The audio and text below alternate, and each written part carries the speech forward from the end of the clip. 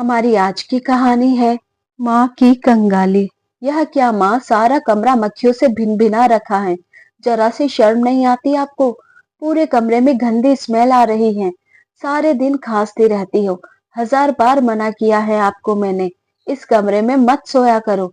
मेरे बच्चे को परेशानी होती है। और यह क्या, आपने अपनी गंदी शॉल मेरे बच्चे के मुंह पर ढक रखी है। आपकी शॉल के कीटाणु अगर उसके मुंह में चले गए तो वह तो बीमार पड़ जाएगा। आपको क्या, आप तो पड़े रहोगे किसी कोने में सुकून से। परेशानी तो मुझे और मेरी पत्नी को होगी। सारे दिन मेरे बच्चे को अपने पास लगाए रहती है। पता नहीं क्या पट्टी पड़ा रखी है इसे। अब फिर से सारा कमरा सैनिटाइज करना पड़ेगा। जहां पर बैठ जाती है वहां से पता नहीं अजीब सी दुर्गंध आती है। बिल्कुल भी सलीका नहीं है आपको रहने का। पूरे गांव की गवार है। यह आपका गांव नहीं है जो अपना ये रंग ढंग बनाए रहती हैं। आपसे अच्छी तो घर की काम वाली बाई है। और हाँ, यहाँ से उठिए और दोबारा कमरे में आने की कोई जरूरत नहीं है। जिनके नीचे चारपाई डाल लेना और वहां पर जो जगह है बस वही कोने में पड़ी रहना। स्टोर रूम में चली जाना। पूरे घर को गंदा करने की कोई जरूरत नहीं है। सारे घर में बस घूमती फिरती रहती हैं। और तो कोई काम है नहीं आपको। सारा दिन बस यही लगा रहता है। कभी इधर बैठक मारना तो कभी उधर बैठक मारना। सारे घर को धर्मशाला बनाया हुआ है। आनंद की ऐसी बातें सुन तपस्या देवी की आंखें भर आई। वह लगातार बस अपने बेटे को ही देखती रही। तब आनंद और ज्यादा चिल्लाकर बोला, अब क्या हो गया? कौन सी आफत आ गई? क्यों मुझे खाए जाने वाली नजरों से घूरे जा रहे हो? अपने पति आनंद को चिल्लाता देख विधा भी वहां आ पहुंची। क्या हुआ जी? अब क्या कर दिया इस बुढ़िया ने? कुछ नहीं विधा, इनका तो यही लगा रहता है। तुम परेशान मत हो। अजी, परेशान कैसे ना हो। रात की पार्टी से इतनी थक गई हूँ, अब मेरे बदन में बिल्कुल जान ही नहीं है।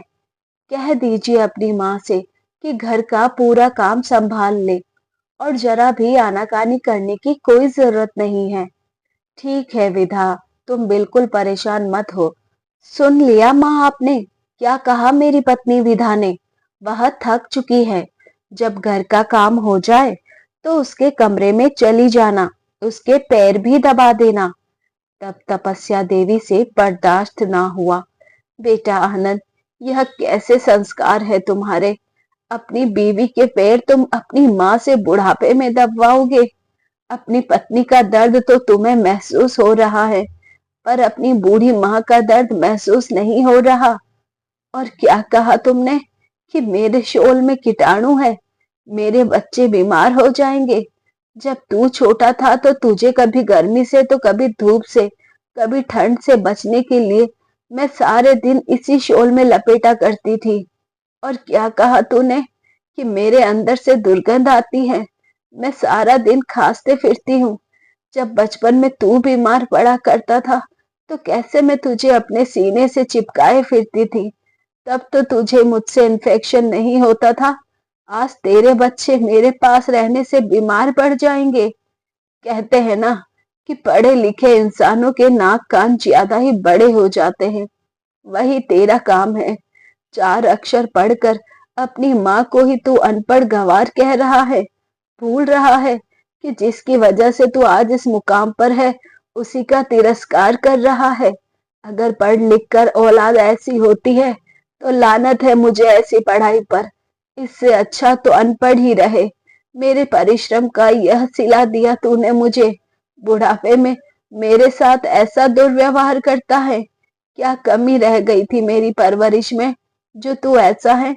पराये घर से आई लड़की के लिए सारा दिन मेरा अपमान करता है। बोलकर तपस्या देवी रोने लग गई। तब आनंद बोला, देखो माँ, मैं आपका यह इमोशनल ब्लैकमेल देखने के लिए नहीं खड़ा हूँ। फालतू का ड्रामा मत कीजिए। क्या ही कर दिया आपने मेरे लिए, सब पता है मुझे।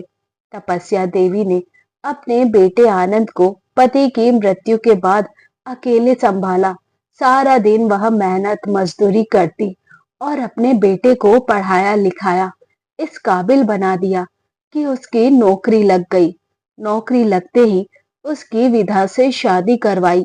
आज तपस्या देवी काफी खुश थी कि आज उनके कंधों का बोझ उतर गया। आज घर में बहू के शुभ पैर पड़ेंगे, घर में खुशहाली छा जाएगी, सारे घर का अंधकार मिट जाएगा। लेकिन कहते हैं ना, चाहे कितनी भी कोशिश कर लो, खुशी सिर्फ उतनी ही मिलती है जितनी आपकी तकदीर में लिखी होती है। बहू ने आते ही आनंद पर अपनी पकड़ बना ली। उस दिन से आज का दिन तपस्या देवी की हालत बद से बदतर होती चली गई। हर काम बहू की परमिशन से होता। सारा दिन बस बहू अपनी सास तपस्या देवी पर हुक्म चलाती रहती। बेटा भी कुछ न कहता, अपनी पत्नी का गुणगान करता। तपस्या देवी के बेटे बहू की आज एनिवर्सरी थी, जिसके घर पर उन्होंने पार्टी रखी हुई थी। तपस्या देवी घर के स्टोर रूम में चारपाई डाले लेटी हुई थी कि तभी किसी ने वहां पर दस्तक दी और दो आदमियों ने उन्हें चारपाई समेत उठाकर दूसरी जगह दरकिनार कर दिया। तपस्या देवी चौंक उठी और हड़बड़ा कर बैठ गई। क्या बात है? कौन हो तुम? क्या कर रहे हो यहाँ? अम्मा, हमें यहाँ पंखा खोलने के लिए भेजा है मैडम ने, इसलिए आपको साइड में किया है। तभी उनकी बहू विधा वहां पर आ गई। हाँ महारानी, मैंने ही भेजा है इन्हें। अरे जल्दी करो, कुछ देर में मेहमानों की आवाजाही हो जाएगी।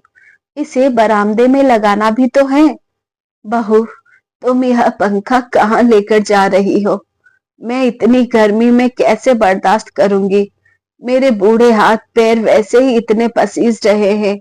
पहले तुमने मुझसे मेरा कमरा ले लिया, मैंने तब भी कुछ नहीं बोला, और अब पंखा लेकर जा रही हो। मैं कैसे सोऊंगी यहाँ? स्टोर रूम में इतने मच्छर रहते हैं, घुटन वैसी ही होती है यहाँ। तब विधा चिल्लाते हुए बोली, बुढ़िया, बहुत जुबान चलाने लगी है तेरी। देख भी लिया कर आगे पीछे कोई है या नहीं, बस मौके का फायदा उठाने चली रहती है। शुक्र मान इस स्टोर रूम में भी रख रही हूँ तुम्हें, और टाइम पर खाना मिल रहा है तुम्हें, वरना वह भी नहीं मिलेगा। पता भी है बिजली का बिल कितना आता है? वैसे तुम्हें क्या ही पता होगा, तुम्हें तो बस खाना और खपाना दो ही काम है, और आपके बस का है भी तो कुछ भी नहीं। बस हर बात में जुबान करनी आती है। मेरे काम में फालतू टांग मत तड़ाया कीजिए। कहकर विधा कमरे से बाहर चली गई। तपस्या देवी कुछ और बोल ही ना पाई और जाकर अपनी चारपाई पर बैठ गई। दरअसल आज घर में पार्टी रखी हुई थी। बेटे बहू ने अपनी सालगिरह की खुशी में तैयारी जोरों शोरों से हो रही थी। कहने को पूरे घर को रोशनी से जगमगाया जा रहा था, पर एक माँ के दिल में बेटे बहू ने इतना अंधेरा कर रखा था कि कोई सोच भी नहीं सकता था। बेटे बहू काम की आवाजाही में लगे हुए थे।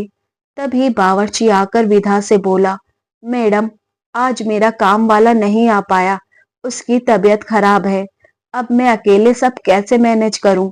मुझे एक सहायक की जरूरत है। अरे कोई जरूरत नहीं है किसी को बुलाने की, मेरे पास ऑलरेडी एक काम वाली है। तुम्हें क्या काम करवाना है यह बताओ। मैडम, कुछ सब्जियां काटना और पूरियों के लिए आटा गूंथना है, और यह जूठे बर्तन धोने हैं। अरे तो तुम परेशान मत हो, अभी आती हूं मैं। कहकर विधा अपनी सास तपस्या देवी के पास जाती हैं और उनका हाथ पकड़कर बावर्ची के सामने कर देती हैं। लीजिए, यह रही मेरी काम वाली। अरे मैडम, उनकी उम्र का तो लिहाज कीजिए, कहाँ से ले आई आप इन्हें? इतने बड़े बड़े बर्तन भला ये कैसे धो पाएंगी? और सब्जियों का भी ढेर लगा पड़ा है, इस उम्र में इनसे ना हो पाएगा। तब विधा चिल्लाकर बोली, तुम्हें क्या मतलब कि यह कैसे करेगी और कैसे नहीं? तुम्हें सिर्फ अपना काम निकलवाना है, फालतू जुबान करने की जरूरत नहीं है। तुम्हें तुम्हारे पैसे मिल जाएंगे, इसे इसका काम समझाओ और काम पर लगा दो बस। बोलकर विधा रसोई घर से बाहर निकल गई। बावर्ची तपस्या देवी से बोला, अम्मा, आप पटरी पर बैठकर यह सब्जी काट दो, तब तक मैं वह वाला काम देख लेता हूँ।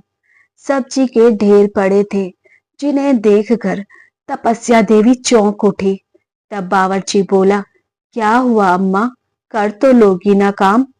अच्छा वह सब छोड़ो, यह बताओ आपको ऐसी कौन सी जरूरत आन पड़ी जो इस बुढ़ापे में इस तरह से काम कर रही हो? तब तपस्या देवी रोंदे गले से बोली कि बेटा, बस तुम्हें क्या ही बताऊं, सब मेरा ही दुर्भाग्य है। किसी को क्या ही कहना, जब अपना ही सिक्का खोटा हो तो उम्र को भी हार माननी ही पड़ती है। वह जो औरत अभी मुझे यहाँ पर छोड़कर गई है, वह इस घर की मालकिन नहीं, बल्कि मेरी बहू है। मैं तो अभागन हूँ, मजबूर हूँ। मेरे बेटे बहू ने मुझ पर बहुत एहसान है। वह मुझे 2 वक्त का खाना देते हैं, भले ही वह बासी ही क्यों ना हो। तन ढकने के लिए कपड़े देते हैं, भले ही वह फटे हुए क्यों ना हो। रहने के लिए मुझे छत दे रखी है, चाहे फिर मैं इस घर में कितनी भी तकलीफें क्यों ना बर्दाश्त करूं। मुझे अपने साथ रखते हैं, भले ही नौकरानी बनाकर रखते हैं। बस इस उम्र में औलाद का सहारा मिल रहा है, मेरे लिए यही काफी है। आखिर इसी दिन के लिए तो मैंने अकेले मेरे पति के बिना इतना परिश्रम किया। इसी दिन के लिए तो माँ बाप अपने बच्चों को पालते पोसते हैं, बेटे को अपने बुढ़ापे की लाठी मानते हैं। लेकिन कोई नहीं जानता कि यह बुढ़ापे की लाठी सहारा देगी या फिर हमारे इसी सर पर पड़ेगी। बेटा, यह सब छोड़ो, मेरा तो यह रोज का ही है। बावर्ची तपस्या देवी की बातें लगातार सुन रहा होता है। बेटा, कहाँ सोच में गुम हो गए? चलो काम भी तो करना है, वरना बहू फिर से आकर चिल्लाएंगी। बुढ़ापे में मुझसे इतनी जल्दी काम नहीं हो पाएगा, और अगर तुम्हें देरी हो गई तो बहू मेरे साथ साथ तुम्हें भी सुनाएगी और मुझे भी खाना नहीं देगी। अब कुछ समय बाद विधा वहां पर आई और तमक कर तपस्या देवी से बोली, देखिए सासू माँ, बाहर सारे मेहमान आने शुरू हो गए हैं। मेरी जरा भी इंसल्ट ना हो जाए आपकी वजह से। मैंने उनसे बोल दिया है कि आप चारों धाम की यात्रा के लिए गई हुई हैं, इसलिए अपना मुंह मत दिखाना वहां जाकर, और रसोई से बाहर निकलने की कोई जरूरत नहीं है, समझी? यह बोलकर विधा चली गई। तपस्या देवी की हालत बहुत खराब हो रही थी। सारा दिन उनको काम करते करते हो गए। रसोई में ना तो पंखा लगा था और ना ही वह बाहर जा सकती थी। बावर्ची तो फिर भी 2-4 बार बाहर जाकर आ गया था, लेकिन उनके तो बहुत सख्त मना किया था। अब कुछ घंटे बाद बावर्ची आकर बोला, अम्मा, बस थोड़ी देर में पार्टी खत्म ही समझो। एक काम करो अम्मा, तब तक आप खाना खा लो, आपको भी भूख लगी होगी, बाद में आराम कर लेना। तपस्या देवी को भूख काफी जोर की लगी थी, इसलिए उन्होंने एक प्लेट में अपने लिए खाना लिया। अभी पहला निवाला मुंह में डाला ही था कि बहू विधा ने देख लिया और बाहर से ही सास को घूरने लगी। डर के मारे तपस्या देवी ने अपने खाने की प्लेट सरका दी और चुपचाप बैठ गई। बावर्ची भी विधा का ऐसा रूप देखते ही रह गया। तब बावर्ची तपस्या देवी से बोला, अम्मा, आपकी बहू तो बहुत ही जालिम है। आप किस तरह से अपना गुजर बसर कर रही है? अम्मा, वैसे आप कह रही हैं कि आपके बने खाने में बहुत ज्यादा स्वाद आता है। अम्मा, अगर आप मेरी बात मानो तो कुछ दिन में नवरात्रि शुरू हो जाएगी। हर साल एक सेठ भंडारा करवाते हैं, जिसमें बहुत सारा खाना बनता है, और वह सेठ कोई छोटा मोटा सेठ नहीं है, अच्छी खासी रकम भी देते हैं बदले में। आपको अपनी बहू बेटे की गुलामी करने की क्या जरूरत है? वैसे भी घर में भी तो वह लोग आपसे काम करवाते ही हैं। बाहर आप काम करेंगी तो इज्जत की खाएंगी, इज्जत की कमाएंगी। किसी की मोहताज होने की कोई जरूरत नहीं है आपको। मैं तो आपके भले के लिए ही कह रहा हूँ। बेटा, मेरे बेटे बहू को इसकी अगर खबर भी लग गई तो मेरे साथ अच्छा नहीं होगा। मुझे घर में रहने को दे रहे हैं, मेरे लिए यही काफी है। तुमने मेरी फिक्र मत करो, अपने काम पर ध्यान दो। देख लो अम्मा, मैं तो आप ही के लिए कह रहा हूँ। अगर आपको मेरी जरूरत पड़े तो यह लो नंबर और फोन कर देना। तपस्या देवी बावर्ची से वह नंबर ले लेती हैं और अपनी साड़ी के पल्लू में समेट लेती हैं। कुछ देर बाद पार्टी भी खत्म हो जाती है। अब बहू विदा रसोई घर में आती है। बुढ़िया, बहुत जिभ लपलपा रही है तेरी, जरा देर सब्र नहीं होता। अब विधा ने बावर्ची को उसके काम के पैसे दिए। मैडम, आप मुझे थोड़ा सरफ साबुन दे दीजिए, जिससे मैं यह बर्तन धो दूं। अब इस उम्र में अम्मा से इतने बड़े बड़े भगोने नहीं धुलेंगे। आप उसके बदले मुझे थोड़ा कुछ दे दीजिएगा, मैं सारा काम अच्छे से कर दूंगा। अच्छा, तुम्हें बड़ी पड़ी है इस बुढ़िया की। जब यह है तो मैं क्यों तुम्हें कुछ देने लगी। फालतू का दिमाग मत खराब करो। पैसे पकड़ो और अपने लिए कुछ खाना पैक करो और चलते बनो यहाँ से। अपनी दया दृष्टि दिखाने की कोई जरूरत नहीं है। यह बुढ़िया किसी को भी अपने बहकावे में ले लेती हैं। पता नहीं कौन सा मंत्र फूंकती हैं। पर मैडम, अम्मा इस बुढ़ापे में यह सब कैसे करेगी। आपने इतने पैसे अपनी पार्टी पर खर्च किए हैं, थोड़े बहुत अगर आप बर्तन धोने वाले को दे देंगी तो क्या ही हो जाएगा। अच्छा, जैसे यहाँ तो पैसों का पेड़ लगा है और पार्टी हमने अपने लिए की थी, इस बुढ़िया के लिए नहीं की थी। तुम्हें तुम्हारे पैसे मिल गए हैं ना, तो फिर चलते बनो। मुफ्त में इस दुनिया में कुछ नहीं मिलता। दाल चीनी के भाव पता चल गए ना तो हाथ खड़े हो जाएंगे। इस बुढ़िया के 3 समय का खाना मिल रहा है, चुपचाप से हजम नहीं हो रहा। जो लोगों से मेरी बुराइयां कर रही है। तुम एक काम करो, यह भगोने में जितना भी खाना पड़ा हुआ है सब लेकर चले जाओ और बाहर गरीबों को बांट देना। लेकिन मैडम, अम्मा ने अभी कुछ भी नहीं खाया, कुछ खाना उनके लिए भी बचा कर रख लो। कोई जरूरत नहीं है। वैसे भी बुढ़िया को ऐसा खाना हजम नहीं होता। फालतू में बीमार पड़ गई तो और ज्यादा आफत आ जाएगी, वो भी मेरे सर पर। यह तो बैठ जाएगी पैर पसार कर, हमें ही खर्चा पानी करना पड़ेगा। 2-4 काम कर लेती हैं, वह भी नहीं कर पाएगी। फिर अब बेचारा बावर्ची क्या ही बोलता। एक बार अम्मा की तरफ भावुक होते हुए देखा और अपना खाना सामान उठाकर वहां से चलता बना।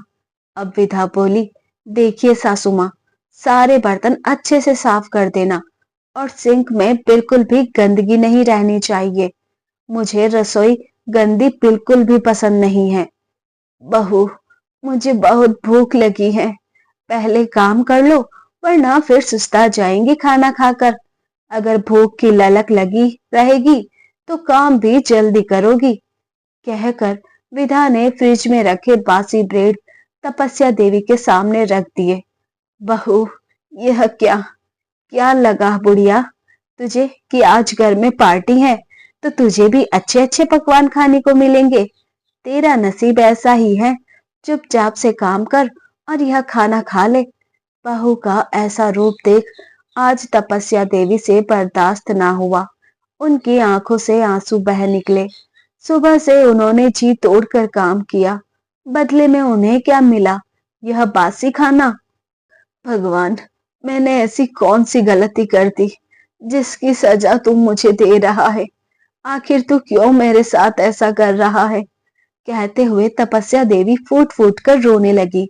परंतु उन्हें भूख बहुत जोरों की लगी थी, इसलिए वह अब झूठे बर्तनों को समेटने लगी और बड़बड़ाते हुए रोने लगी।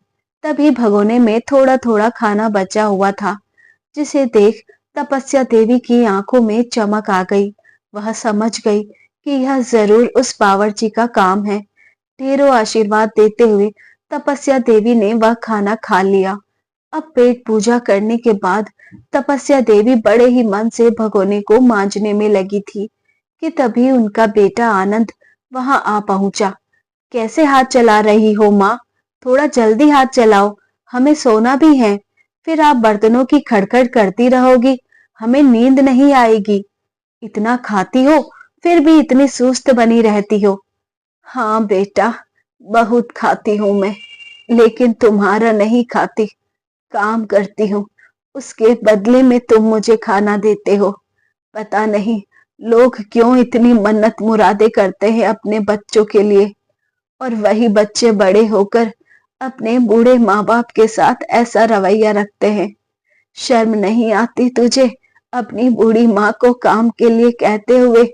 बीवी को टाइम से पहले सोने के लिए भेज दिया और माँ को कह रहा है कि हाथ ठीक से चलाओ। सारी उम्र हो गई मुझे काम करते करते, और देख तू भी रहा है, लेकिन तेरी आंखों में जरा सी शर्म नहीं है। ऐसी औलाद से तो ना हो, वह बेहतर है। तब आनंद गुस्से में जलकर बोला, तो क्यों किया मुझे पैदा? अगर आपके घर पैदा नहीं होता तो किसी रईस घर में पैदा होता। इस तरह से कंगाल बनकर तो नहीं रहना पड़ता मुझे। हर बात के लिए सोचना समझना पड़ता है। दिया ही क्या है आपने मुझे? सिर्फ पढ़ाया लिखाया, बदले में मैं आपको इतने दिनों से पाल रहा हूँ, इस घर में रहने दे रहा हूँ। बस आपको ही पालते पालते चला जाऊंगा। हाँ हाँ बेटा, तुम ही पाल रहे हो मुझे। मैंने तो यह सुना था कि माँ बाप बच्चों को पालते हैं, लेकिन तुम्हारे तो क्या ही कहने। हाँ तो क्या ही झूठ कहा मैंने, पाल ही तो रहा हूं तुम्हें। किसी और के घर में होती तो अभी तक घर से बेघर कर देता आपको, फिरती फिरती भिखारी की तरह। इतना खर्चा होता है आप पर। बेटे के ऐसे कटु शब्द सुन तपस्या देवी भौचक्की रह गई।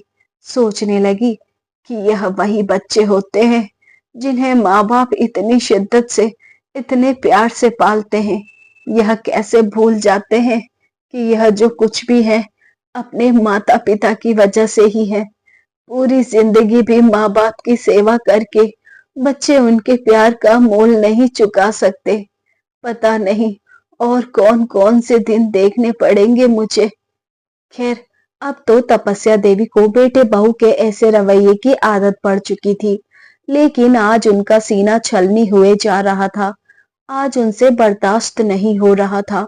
उन्होंने बर्तन धोकर कुछ सोचा और जाकर अपनी चारपाई पर सो गई। अब तपस्या देवी जब सुबह सोकर उठी तो रात का सारा दृश्य उनकी आंखों के सामने छाने लगा कि कैसे बेटे बहू ने उनको बेइज्जत किया। उन्होंने घर का सारा काम निपटाया और अपनी बहू विधा से मंदिर जाने की परमिशन मांगी। बहू तो सास को घर में देखना ही नहीं चाहती थी। घर का सारा काम वो कर चुकी थी, इसलिए उसने जाने को कह दिया। तपस्या देवी जल्दी से नहा धोकर मंदिर के लिए रवाना हो गई। रास्ते में उन्होंने किसी से फोन लिया और वह नंबर लगाने के लिए कहा। बावर्ची का नंबर सही लगा। तपस्या देवी उसके पास जा पहुंची। अब बावर्ची ने तपस्या देवी को काम पर लगा दिया। अब जब भी बावर्ची तपस्या देवी को काम देता तो वह मंदिर के बहाने घर का काम निपटाकर चली जाती। जब उन्होंने नवरात्रि में सेठ के यहाँ पर खाना बनाया तो वह काफी लोगों की नजरों में आ गया। सबको उनका खाना बहुत पसंद आया। सेठ के यहाँ खाना बनाने के बाद तपस्या देवी काफी फेमस हो गई और उन्हें कई जगह से ऑर्डर भी मिले। सास को ऐसे आए दिन घर से बाहर जाता देख उनकी बहू विधा को शक भी हुआ, परंतु फिर यह सोचकर जाने दिया कि क्या है बुढ़िया, वैसे भी तो सारा दिन घर पर मेरी आंखों के सामने मंडराती रहती है। घर का सारा काम करके तो जाती ही है, मुझे और क्या लेना देना। यह सोचकर उसने छोड़ दिया। बहू बेटे ने यह सोचा भी नहीं था कि जिस माँ को वे अनपढ़, गंवार और कंगाल कहकर दिन रात अपमानित करते हैं, घर की नौकरानी बनाकर रखते हैं, वह ऐसा कुछ भी कर सकती है। अब इसी तरह कुछ महीने बीत जाते हैं। एक दिन शाम को आनंद ऑफिस से आते ही धम से सोफे पर बैठ गया।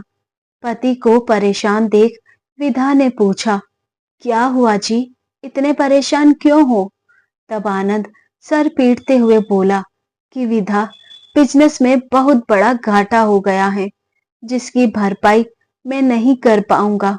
शायद अब हमारा यह घर भी ना रहे, घर बेचना पड़ेगा, तब जाकर कुछ सहारा मिलेगा। तब विधा भी भौचक्की रह जाती है। परंतु अब क्या ही कर सकते थे। आनंद बोला, मैं सोच रहा हूँ यह घर बेचकर हम किसी किराए के मकान में रहने के लिए चले जाते हैं। लेकिन फिर माँ को हम एक कमरे में कैसे एडजस्ट कर पाएंगे। अजी, आप बुढ़िया की फिक्र क्यों करते हैं? वैसे भी सारे दिन नाक में ही दम तो करती रहती हैं। इस बुढ़िया को वृद्ध आश्रम भेज देंगे और हम किराए के मकान पर रह लेंगे। ज्यादा परेशानी भी नहीं होगी। 3 जन ही तो हैं हम घर में, एक हमारा बेटा और 2 हम, तो फिर इतना क्यों सोचना। हाँ विधा, तुम सही कहती हो। बहुत कर ली मैंने माँ की भी, अब मुझे और बर्दाश्त नहीं होता। कल को ही कह दूंगा माँ को।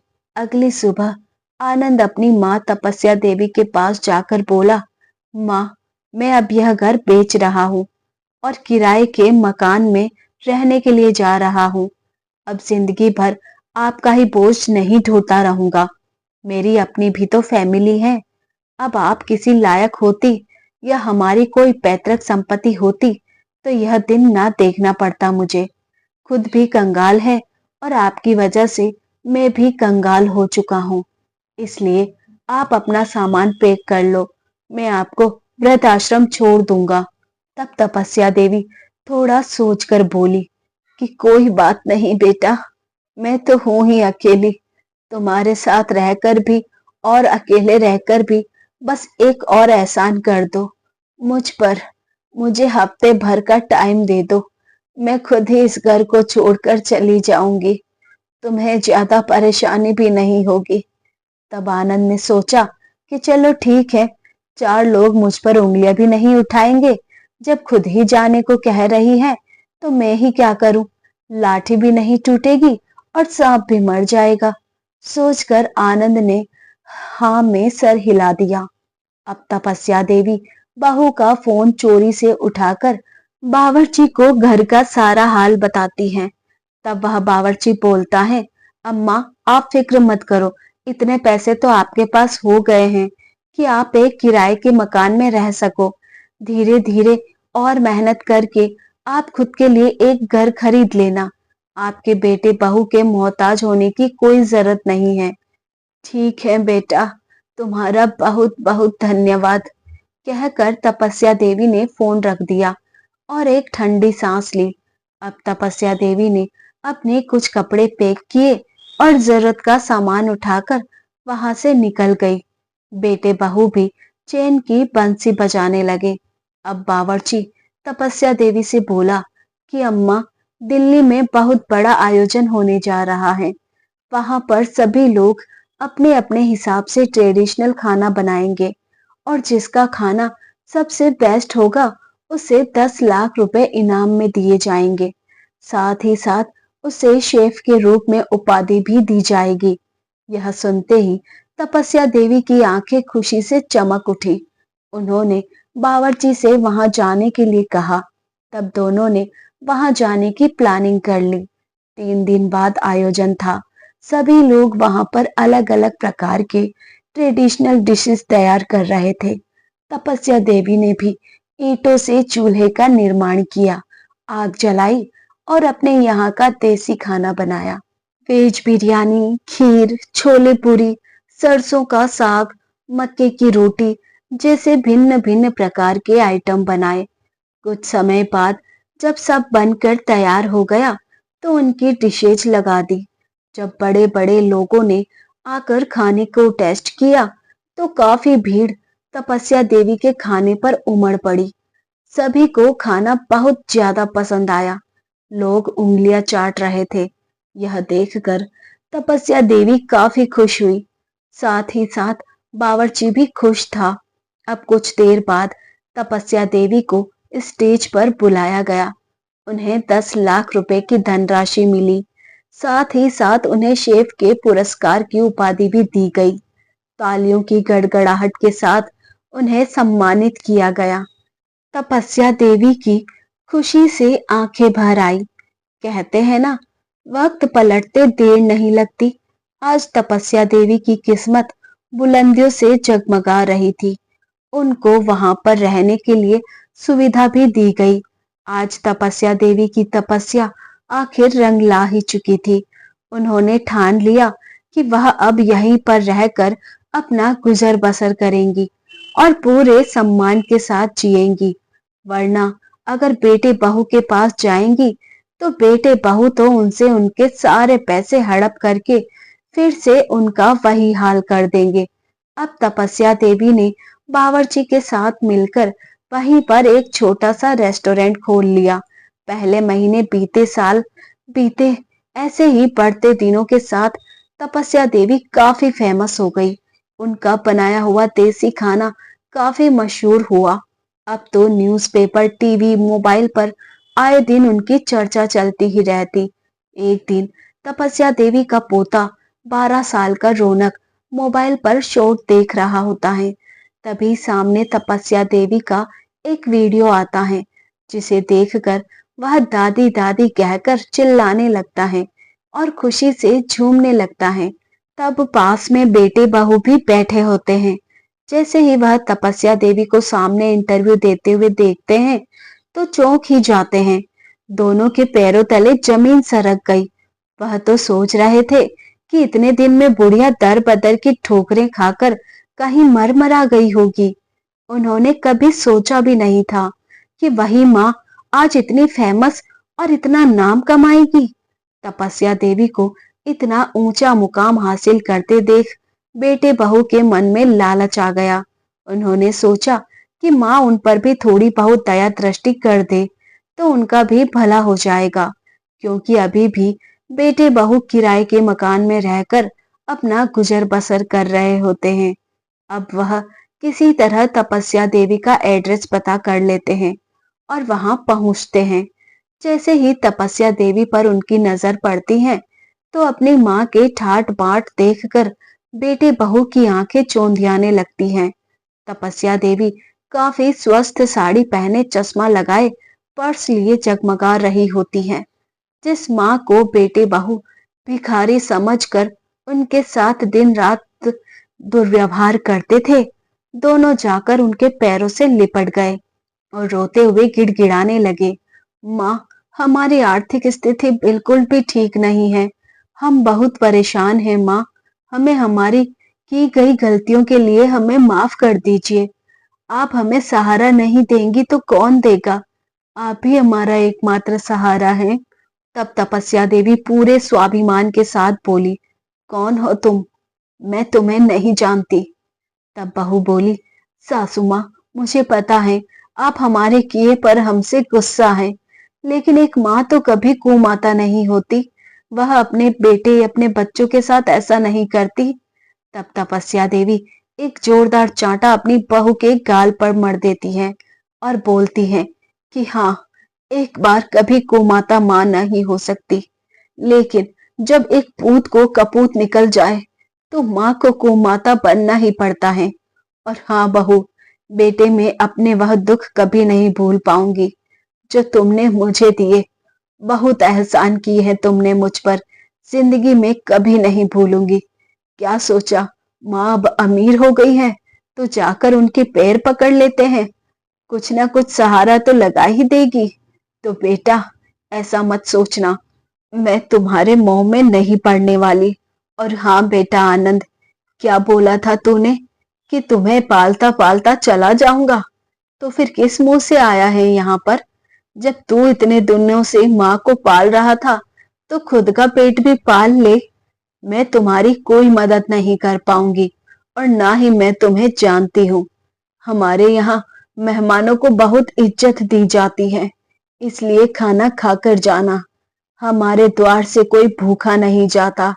तुम्हारी तरह नहीं हूं मैं, जो सारा दिन काम करवा कर भी कभी ताजी दो रोटी इज्जत के साथ ना दे पाए। और हाँ बेटा, आज तेरी कंगाल माँ तुम्हें कुछ दे रही है, ध्यान रखना। यह लो, यह 10 लाख का चेक।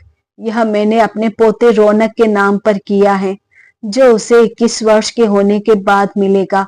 और मेरे पोते को अपने जैसा मत बना देना। जैसे तुम दोनों हो, उसकी परवरिश में कोई भी कमी नहीं रहनी चाहिए। बोलकर तपस्या देवी ने अपने बेटे बहू से मुंह फेर लिया। आनंद और विधा उनका मुंह ताकते रह गए, परंतु कुछ और बोलने की हिम्मत उनमें न हुई। तो दोस्तों, अपने माता पिता के साथ ऐसा दुर्व्यवहार ना करें कि उनका दिल आपके लिए पत्थर बन जाए। उनके किए गए संघर्ष और मेहनत को कभी ना भूलें। माँ बाप के प्यार का मोल कोई नहीं चुका सकता। तो दोस्तों, आपकी क्या राय है? तपस्या देवी को लेकर उन्होंने जो अपने बेटे बहू के साथ किया वह फैसला सही था कि गलत? कमेंट करके अपनी राय जरूर दीजिए। ऐसी और कहानियां सुनने के लिए बने रहिए हमारे साथ, अपना प्यार सपोर्ट दीजिए। चैनल पर नए हैं तो सब्सक्राइब करें, वीडियो को लाइक शेयर करना ना भूलें और हाइप जरूर कीजिए। मिलते हैं जल्दी एक नई कहानी के साथ, तब तक आप अपना ख्याल रखिए। धन्यवाद।